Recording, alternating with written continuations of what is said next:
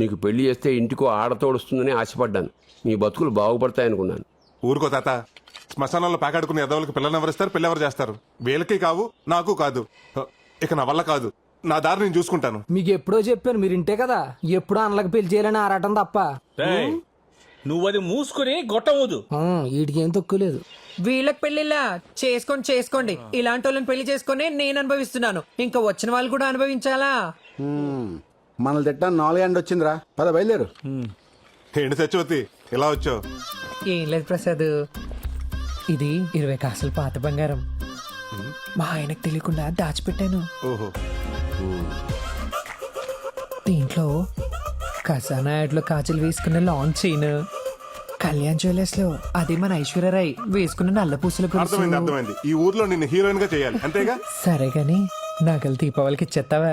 దీపావళి దాకెందుకు, దసరాకి ఇచ్చేస్తాను. మన చేతుల పనేగా. ఆ చేతి పని చూసే సంబంధాలు తెగొచ్చేస్తున్నాయి. నమస్కారం అండి. నమస్కారం. ఇది ఏ ప్రసాద్ ఇలా రావయ్యా. నేనుంటానే. ఏ ప్రసాద్, అత్తిలో కత్తిలాంటి సంబంధం ఉందా? నువ్వు కనుక ఓకే అన్నావు అనుకో, ఆదివారం పెళ్లి, సోమవారం షో. ఇవి కాదండి బాబు, శోభనం. శనివారం మా అన్నయ్యని చేస్తానంటే చెప్పండి, ఆదివారం నేను పెళ్లి చేసుకుంటాను. దానికంటే సంబంధాలు చూడటం మానేమనమయ్యా, మానేస్తాను. మిడిల్ డ్రాపింగ్ అయిపోతానండి. అదేంటి పంతులు గారు అంత మాట అనేశారు? లేకపోతే ఏంటండి, వీళ్ళ అన్నల ఆటల గురించి 35 కిలోమీటర్ల రేడియస్ లో ఎవరికి తెలీదు. అది కాదండి, 1000 అబద్ధాలు ఆడైనా ఒక పెళ్లి చేయమన్నారు కదా. ఆ వేలు ఇప్పుడు పోయి ఇప్పుడు 10 అబద్ధాలు ఆడాల్సి వస్తుంది.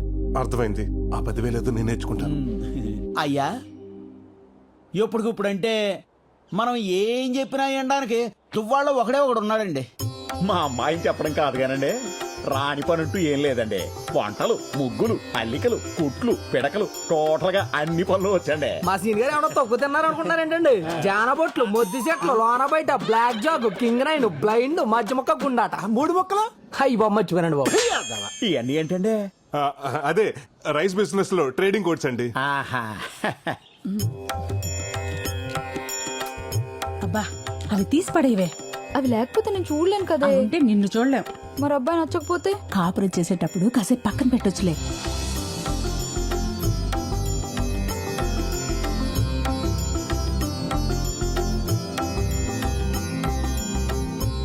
బాగా చూడు, నీ ఎదురుగా తెల్ల చొక్క వేసుకుని కూర్చున్నాడే, అతనే పెళ్లి కొడుకు.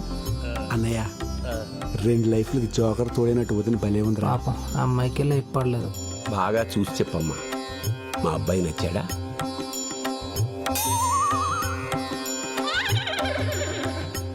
ఆయనకేంటండి, తెల్లగా బానే ఉన్నారు. ఏడు తెలుపా? పాయింట్స్. తాత, నాకు ఆ అమ్మాయి బాగా నచ్చేసింది. సంతోషం.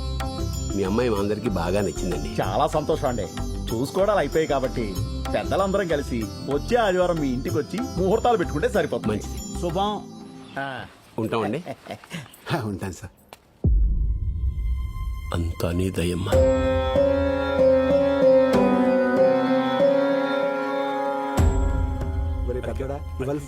ఏరా అన్నయ్య, రావడం కుదరదన్నా బానే వచ్చేసావే. ఆఖరి నిమిషంలో పని క్యాన్సిల్ అయిందమ్మా, అందుకే వచ్చాను. మా అన్నయ్య గారండి. నమస్కారం. ఒరే అన్నయ్య, అతనే పెళ్లి కొడుకు. వీడేనండి. నమస్కారం అండి. సారీ అండి, ఆగండి. రామ్మా, నీతో మాట్లాడాలి పద. ఏంటన్నయ్య? ఇప్పుడు ఆ డోర్లు ఓపెన్ కావాలండి. ఈయన గారి ప్రివ్యూ ఏదో ఆయన చూసినట్టున్నాడు, లోపలికి వెళ్ళి రివ్యూ రాసేస్తున్నాడు.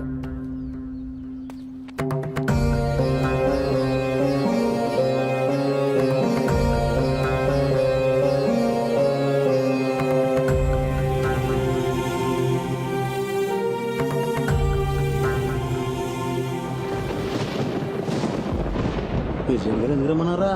నాకు వదిలేదురా. ఏమో పక్కన వర్షం పడేలా ఉంది. మిమ్మల్ని అందరినీ ఇంత అర్జెంటుగా ఎందుకు పిలిపించానంటే, మన ఊరి గ్రామదేవత మా ఊళ్ళమ్మ అమ్మవారి గుడిని త్వరలో దేవాదాయ శాఖ వారు స్వాధీనం చేసుకోబోతున్నారు. స్వాధీనం చేసుకోవడం అంటే? అదేనయ్యా, ఇన్నాళ్ళు మనం చందాలు వేసుకుని అమ్మవారి హుండీ కానుకలతోటి, మాన్యం భూములతోటి పూజలు, ఉత్సవాలు నిర్వహించాం. ఇక నుండి అన్ని పనులు దేవాదాయ శాఖ వారే దగ్గరుండి నిర్వహిస్తారు. అదేంటి బావా, గుడికి మూలస్తంభం వేయించింది మనం, ధ్వజస్తంభం తెప్పించింది మనం, ఉత్సవాలు జాతరలు చేయించేది మనం. అటువంటిది ఉన్న ఫలంగా గుడిని గవర్నమెంట్ తీసుకోవడం ఏంటి బావా? ఎన్నాళ్ళు మనం ఉన్నాం కాబట్టి అన్ని పనులు మనమే చేసుకొచ్చాం. ఇప్పుడు మన పిల్లలు బాగా చదువుకున్నారు, ఎక్కడెక్కడో సెటిల్ అయ్యారు. మన తర్వాత ఇవన్నీ ఎవరు చూస్తారు? పైగా కలెక్టర్ గారు మన గుడిని అప్పచెప్తే మన ఊరికి high school, hospital, water tank కట్టిస్తామని మాట ఇచ్చారు. అందుకని ఈ గుడిని గవర్నమెంట్ వారికి అప్పచెప్పడమే మంచిదని నా అభిప్రాయం.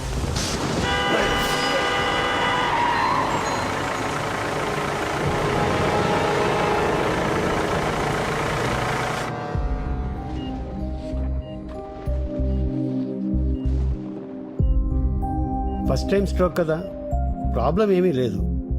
కానీ నెక్స్ట్ టైం రాకుండా చూసుకోవాలి. ఎక్కువ ఆందోళన పడుతున్నట్టున్నారు. 2 రోజులు డిశ్చార్జ్ చేస్తాను, ఇంటికి వెళ్ళిపోవచ్చు.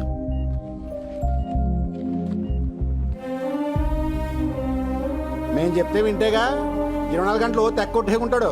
ఇప్పుడు చూడే ఏమైందో. అంతా మీ వల్లేరా? మీరెందుకు పనికి రాకపోవటం వల్లే ఆయన ఈ వయసులో కూడా కష్టపడాల్సి వస్తుంది. ఒరే చిన్నాడా, వాళ్ళకి ఎంత చెప్పినా ఉపయోగం లేదు, కానీ వాళ్ళని బయటికి వెళ్ళమను. నీతో ఒక ముఖ్య విషయం మాట్లాడాలి. ఓ పెద్ద పిఠాపురం జమీందారు, మరి 100 ఎకరాలు ఉన్నాయి, సీక్రెట్ గా పనిచేయాలా? అరా తమ్ముడు, నువ్వు మొత్తం రాయించుకోరా. ఏంటి తాత, తర్వాత మాట్లాడుకుందాం, ముందు నువ్వు రెస్ట్ తీసుకో.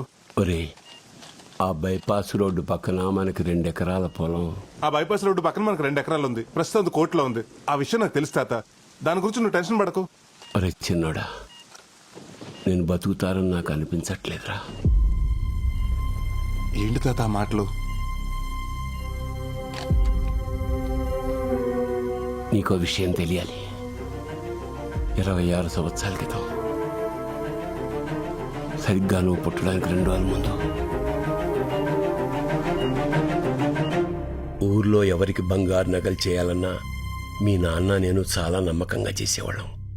అప్పుడు మీ అమ్మ నిండు గర్భిణి, నువ్వు కడుపులో ఉన్నావు. అదే సమయంలో మా మీద, మా పని మీద ఉన్న నమ్మకంతో ఊరి పెద్దలు గుడికి పిలిపించి హుండీలో వేసిన ముడుపుల బంగారం 100 కాసులు మాకిచ్చి అమ్మవారికి నగలు చేయమన్నారు. మాకు ఆ పని రావడం అమ్మవారి దయ అనుకున్నాం. ఒకరోజు కడుపుతో ఉన్న మీ అమ్మని మీ నాన్న పరీక్ష కోసం ఆసుపత్రికి తీసుకెళ్తుండగా యాక్సిడెంట్ జరిగింది. ఆసుపత్రిలో డాక్టర్స్ 2 తలలకి బలంగా దెబ్బలు తగిలాయి. ఇక్కడైతే బతికించడం కష్టం, త్వరగా హైదరాబాద్ తీసుకెళ్లాడని చెప్పడంతో వెంటనే నేను వెనక ముందు ఆలోచించకుండా హైదరాబాద్ పెద్ద ఆసుపత్రికి తీసుకెళ్లాను. అక్కడ డాక్టర్స్ 2కి వైద్యం చేయాలంటే చాలా ఖర్చు అవుతుంది, అంత భరించగలవా అని అడిగారు. మీ అమ్మా నాన్నని ఎలా అయినా బతికించుకోవాలనే తపన, కానీ చేతిలో చిల్లిగా అవ్వలేదు, ఎక్కడా డబ్బు పుట్టలేదు. ఇంకా చేసేది లేక అంతా అమ్మవారి మీదే భారం వేసి ఊరు జనం ఇచ్చిన అమ్మవారి ముడుపుల బంగారాన్ని అమ్మేసి ఆ డబ్బు ఆసుపత్రిలో కట్టాను. అక్కడ డాక్టర్స్ చాలా ప్రయత్నించారు, కానీ మీ అమ్మ నాన్న నాకు దక్కలేదు. ఆపరేషన్ చేసి నిన్ను మాత్రం బతికించి నా చేతిలో పెట్టాను. మీ అన్నల్ని నిన్ను తీసుకుని ఊరొచ్చాను. మీ పెంపకం భారం అంతా నా మీద పడింది. నేను భయపడుతున్నట్టే ఓ రోజు ఊరి జనం అమ్మవారి నగలు అడగడానికి వచ్చారు. వాళ్ళకి ఏం చెప్పాలో అర్థం కాలేదు. చెప్తే పరువు పోతుందని భావించి మనసులోనే అమ్మవారికి క్షమాపణలు చెప్పుకుని గిల్టు నగలు చేశాను. భయపడుతూనే ఆ గిల్టు నగలు తీసుకుని గుడికి బయలుదేరాను. నేను చేసిన చాలా పెద్ద తప్పని తెలిసినా వేరే మార్గం లేక నగలు ఊరి పెద్దలకు అప్పగించాను. అవి నిజమైన నగలు అనుకుని ఊరి జనం నా పనితనాన్ని మెచ్చుకుని అమ్మవారికి అలంకరించారు. నాకిప్పటికీ గుర్తే, గిల్టు నగలు ధరిస్తుంటే అమ్మవారి ఉగ్ర రూపం చూసి నేను తట్టుకోలేకపోయాను.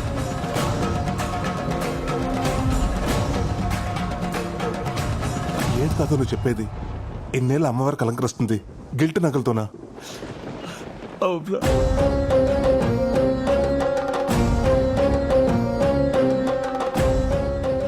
ఆనాడు వేసిన వెనకడుగు 26 ఏళ్లుగా మళ్ళీ ఆ గుళ్ళో అడుగు పెట్టలేదు.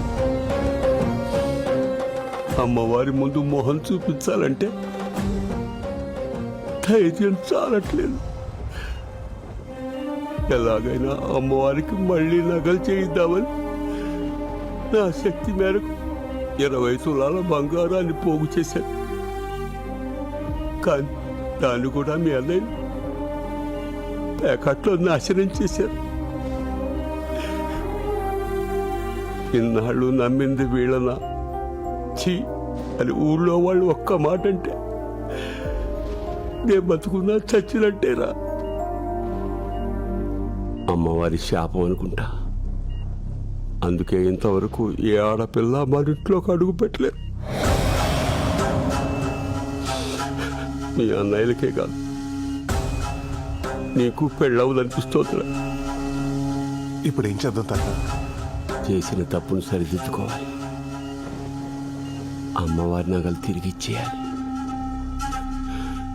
అరే చిన్నోడా, నేను చచ్చిపోయే లోపల ఒక్కసారి ఆ అమ్మవారిని చూపించరా. సరే సరే, నువ్వు రెస్ట్ తీసుకో, నేను ఏదో ఒకటి ఆలోచిస్తాను.